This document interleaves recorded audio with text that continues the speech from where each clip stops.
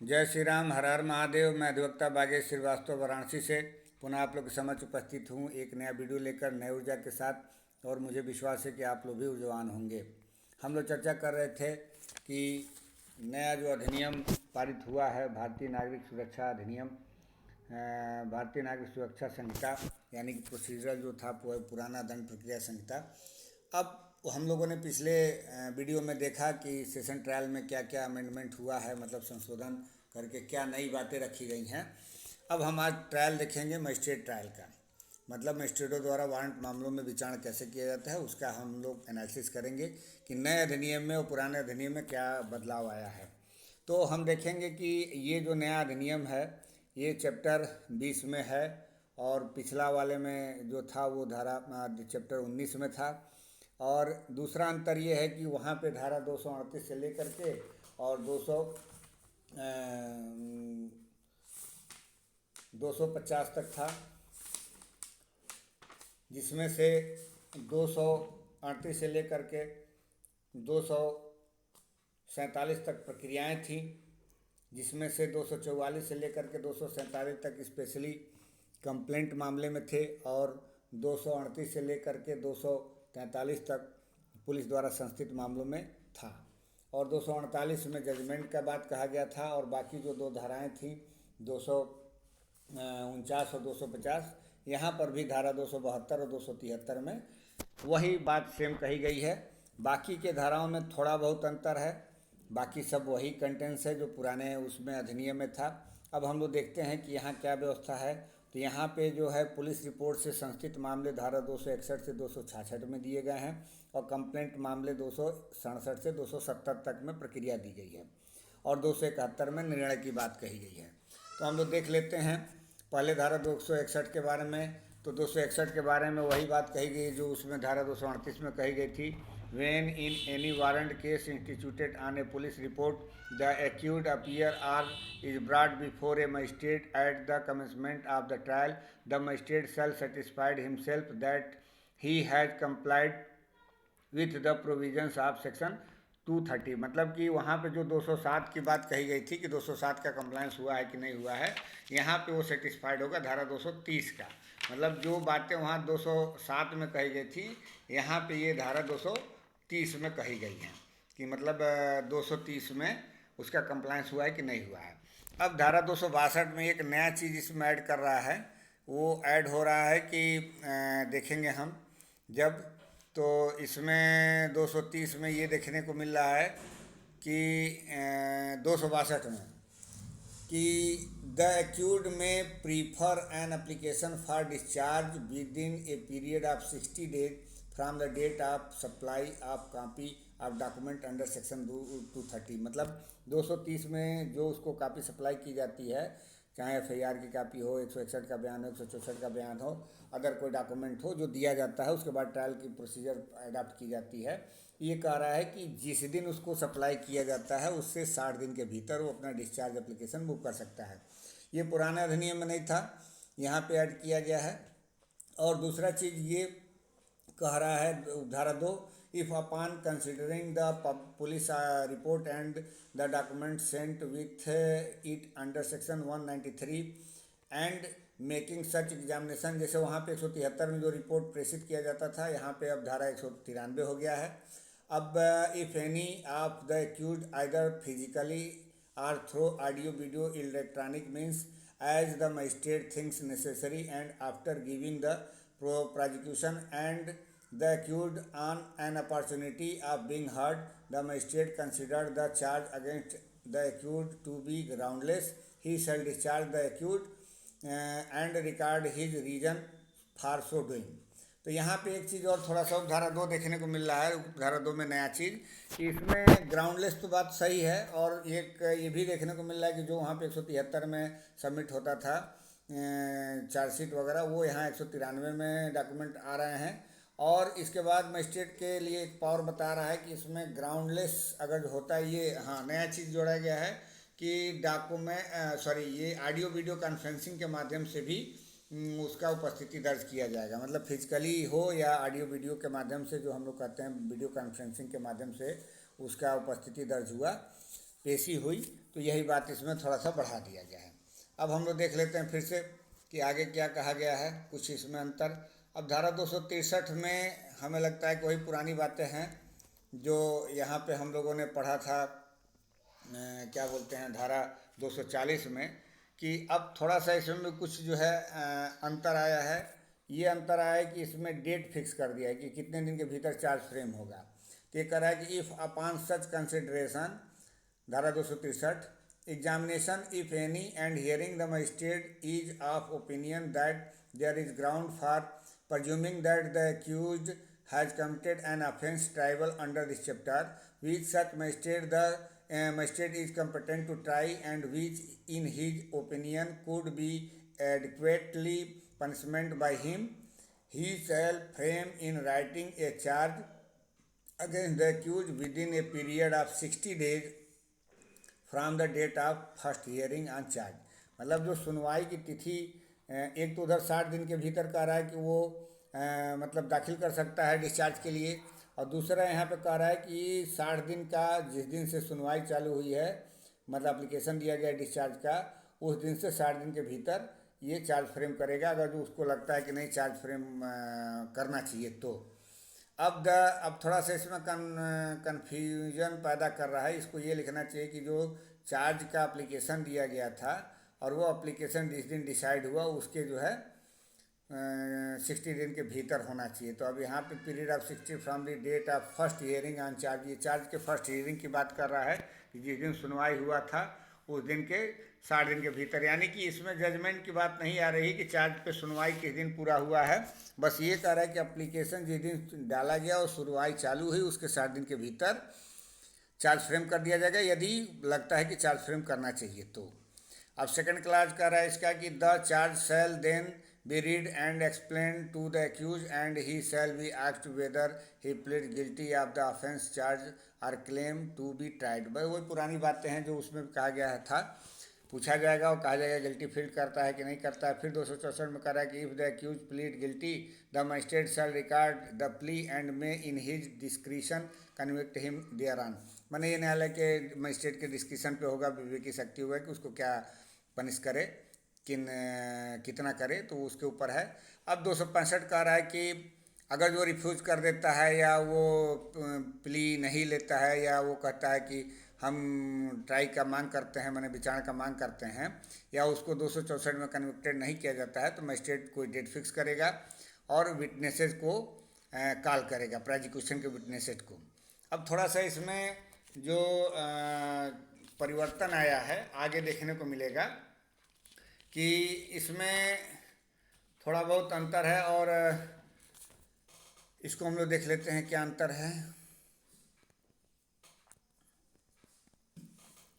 If the accused refuses to plead or does not plead or claim to be tried or the magistrate does not convict the accused under section 264, the magistrate shall fix a date for the examination of witnesses, provided that the magistrate shall supply in advance to the accused the statement of witnesses record during investigation by the police।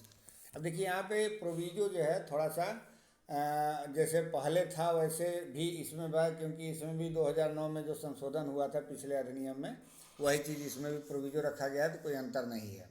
अब उपधारा 2 को देख लेते हैं। Magistrate may on the application of the prosecution issue a summons to any of its witnesses direction him to attend or to produce any document or other thing. पुरानी बातें इसमें भी कही गई हैं, प्रोवाइडेड में भी वही चीज़ है, तो बहुत कुछ बदला नहीं है। बस एक प्रोविजो इसमें थोड़ा सा ये चेंज हो गया है कि यहाँ पे कह रहा है प्रोविजो में कि provided further that the examination of a witnesses under this subsection may be done by audio video electronic means at the designated place to be notified by the state government. मतलब कोई state government द्वारा ऐसा कोई जगह निर्धारित किया जाता है जहाँ पर साक्षी की परीक्षा की जा सकती है, तो ऑडियो वीडियो के माध्यम से भी उसका परीक्षा किया जाएगा। अब यहाँ पे देखिए, अब उसके बाद से फिर धारा 266 में कह रहा है कि the accused shall then be called upon to enter upon his defence and produce his evidence, and if the accused puts in any written statement, the magistrate shall file it with the record. अब देखिए थोड़ा सा इसमें अंतर है पुराने वाले में कि अब पुराने वाले में था देन शब्द का प्रयोग किया था कि मतलब ज्यों ही समाप्त होता है प्रोसिक्यूशन का वहाँ पे जो साक्ष्य है तो उसके तुरंत बाद प्रतिरक्षा का वो किया जाएगा। लेकिन यहाँ पे हमको लग रहा है कि यहाँ पर भी वही है, देन शब्द का प्रयोग किया गया है, द एक्यूज शेल देन, ठीक है, और सेम चीज़ रखा गया, कुछ अंतर नहीं है। और यहाँ पर भी एग्जामिनेशन हो रहा है, क्रॉस एग्जामिनेशन हो रहा है। फिर एक जो लास्ट में प्रोविजो दिया गया है कि provided further that the examination of a witnesses under this subsection may be done by audio video electronic means at the designated place to be notified by the state government. यहाँ पर भी ये amendment देखने को मिल रहा है कि इसमें नया चीज़ जोड़ा गया है जो कि पुराने अधिनियम में नहीं था। तीसरा क्लास कह रहा है कि द मजिस्ट्रेट में before summoning any witnesses on the application under subsection 2 require that the reasonable expenses incurred by the witnesses in attending for the purpose of the trial be deposited in court। तो ये भी पुराने उपधारा जैसे 3 में वहाँ था वैसे यहाँ पर भी है, कुछ बहुत अंतर नहीं है। अब चूँकि इसके बाद हम लोग देख रहे हैं कि पुलिस रिपोर्ट से भिन्न मामले जैसे कि कंप्लेंट मामले होते हैं, परिवार पर आधारित जो मामले हैं उसका यहाँ पे वर्णन किया गया है। तो इसमें भी बहुत कुछ अंतर नहीं है, जैसे पुराने धारा में 244 से लेकर के 247 में था वैसे यहाँ भी दिया गया है। अब इसमें धारा 267 के क्लास 1 में करें कि when in any warrant case instituted otherwise than on a police report the accused appears or is brought before a magistrate the magistrate shall proceed to hear the prosecution and take all such evidence as may be produced in support of the prosecution। तो same बातें कही गई हैं जो वहाँ पे कही गई थी। अब धारा 2 में भी वही बात कहा गया है जो वहाँ पे कहा गया था पुराने अधिनियम में। The magistrate may on the application of the prosecution issue a summons to any of its witnesses directing him to attend or to produce any documents or other thing. तो इसमें बहुत अंतर नहीं देखने को मिला, सब सेम है। अब यहाँ देख लेते हैं कुछ अंतर मिलता है कि नहीं। 268 में कह रहा है कि if upon taking all the evidence referred to in section 267 and the magistrate considers for reason to be recorded that no case against the accused has been made out which is unrebutted would warrant his conviction the magistrate shall discharge him. तो पुराने धारा में भी वही बात कही गई थी, धारा 245 में, यहाँ भी वही बात कही गई है। और धारा 2 में भी सेम बातें जो वहाँ कही गई थी यहाँ भी है कि nothing in this section shall be deemed to prevent a magistrate from discharging the accused at any previous stage of the case if for reasons to be recorded by such magistrate he considers the charge to be groundless. तो बहुत अंतर नहीं है। अब धारा 269 में देख लिया जाए कि इसमें क्या दिया गया है। इसमें भी हमें लग रहा है कि कुछ अंतर नहीं है, जैसे वहाँ धारा 246 में था कि if when such evidence has been taken or at any previous stage of the case the magistrate is of opinion that there is ground for presuming that the accused is committed of an offence triable under this chapter, which such magistrate is competent to try and which in his opinion could be adequately punished by him, he shall frame in writing a charge against the accused। तो इसमें कोई बदलाव नहीं किया गया, पिछले अधिनियम में जैसे था यहाँ पर भी है। आगे देखते हैं कुछ बदलाव है कि नहीं। The charge shall then be read and explained to the accused and he shall be asked whether he plead guilty or has any defense to make। तो कोई दिक्कत नहीं है, यहाँ पर भी वही बात कही गई। the accused plead guilty the magistrate shall record the plea and may in his discretion convict him thereon। तो यहाँ पर भी अगर जो कन्विक्शन करता है, अपने आप को गिल्टी प्लीड करता है, तो मजिस्ट्रेट अपने विवेकाधिकार का प्रयोग करते हुए उसको दोषित करेगा। चौथे क्लास में कह रहा है कि if the accused refuse to plea और डज नॉट प्लीड और क्लेम टू बी ट्राइड और if the accused is not convicted under subsection 3 he shall be required to start at the commencement of the next hearing of the case, or if the magistrate for reason to be recorded in writing so think fit forthwith whether he wishes to cross-examination any, and if so which of the witnesses for the prosecution whose evidence has been taken। तो same वही उपधाराएं जो उपधारा 4 में वहाँ था, यहाँ पर भी उठा करके रख दिया गया है कि प्रोसिक्यूशन अपना जो है साक्ष्य प्रस्तुत करेगा और किसी का क्रॉस एग्जामिनेशन कराना अवगत कराएगा।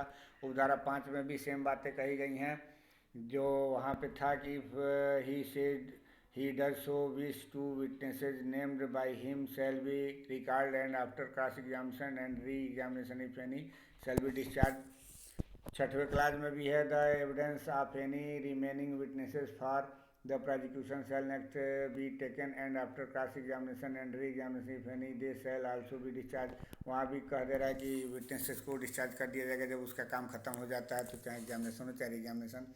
उपधारा 7 में जो कही गई है बात थोड़ा सा हमको लग रहा है कुछ बढ़ा दिया गया है जो कि पिछले अधिनियम में नहीं था। अब यहाँ कर उपधारा 7 में कि where despite giving opportunity to the prosecution and after taking all reasonable measures under this संहिता if the attendance of the prosecution witnesses under subsection 5 and 6 cannot be secured for cross examination, it shall be deemed that such witnesses have not been examined for not being available, and the magistrate may close the prosecution evidence for reason to be recorded in writing and proceed with the case on the basis of the material on record। मतलब ये कह रहा है कि अगर जो संभव नहीं हो सकता है तो पूरा प्रोसिक्यूशन का जो एविडेंस है उसको क्लोज कर देगा और उसके बाद से आगे की प्रक्रिया पूरी करेगा।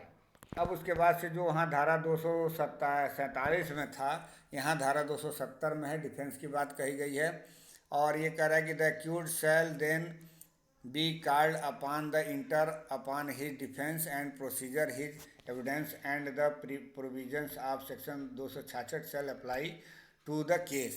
तो जैसे वहाँ पे भी बात थी कि जो प्रक्रिया अपनाई जाएगी प्रोसिक्यूशन का, वैसे ही ये सारा प्रक्रिया अपनाएगा जैसे वहाँ पे वारंट केस में मामले में थे, पुलिस द्वारा संस्थित मामले में जो प्रक्रिया अपनाई जाती थी 243 में जो कहा गया था प्रक्रिया अपनाने के लिए प्रतिरक्षा का, वैसे यहाँ पे कह रहा है कि 266 में जो प्रतिरक्षा का अप्लाई करने के लिए बात कहा गया वैसे सेम होगा। अब कंक्लूजन में देख लिया जाए तो कंक्लूजन में भी कोई बहुत अंतर नहीं है, सेम बातें कही गई हैं जैसे धारा 248 में वहाँ कहा गया था वैसे यहाँ भी सब कहा गया है। अब थोड़ा सा हमको लग रहा है कि कुछ अंतर है, तो अंतर नहीं है, कहीं अंतर नहीं है देखने को मिलता है। ये सब बातें जो पिछले धाराओं में कहा गया था यहाँ पर भी सब मेंशन है। 271 में निर्णय की बात कही गई है, यहाँ पर भी वही बात है कि उस पर सज़ा के प्रश्न पे भी सुनवाई होगा और उस पर जो है क्या नाम है कि ये कह रहा है कि accused the question of sentence उपधारा 2 में है, तो सब सेम है, अब उसमें कोई अंतर नहीं है। तो अब हमें लगता है कि जो मुख्य अंतर हमको समझ में आया है कि चार्ज फ्रेम के स्टेज पर ही अंतर दिख रहा है, बाकी के प्रक्रिया में थोड़ा सा अंतर ये आया है कि ऑडियो वीडियो के माध्यम से भी एग्जामिनेशन हो सकता है। बाकी सभी चीज़ें जो पुराने अधिनियम में थे वैसे ही एटीजीड हैं, बस थोड़ा सा धाराओं का अंतर है और कुछ अंतर नहीं है। तो हमें लग रहा है कि मेरी बातें आप लोग को ज़रूर समझ में आई होंगी। एक बार आप लोग इस बेर एक्ट को ज़रूर पढ़िएगा, धारा 271 से लेकर के धारा 261 से लेकर के धारा 273 तक मजिस्ट्रेट द्वारा ट्रायल कैसे किया जाता है। और मैं इसी बात के साथ अपने वाणी को विराम देता हूँ। अगले वीडियो में फिर मिलूँगा और मेरा एक निवेदन है कि यदि आप मेरे इस चैनल को सब्सक्राइब नहीं किए हों तो ज़रूर सब्सक्राइब कर दीजिएगा और अन्य लोगों को भी शेयर कर दीजिएगा ताकि अधिक से अधिक लोग इस नॉलेज का लाभ उठा सकें। धन्यवाद।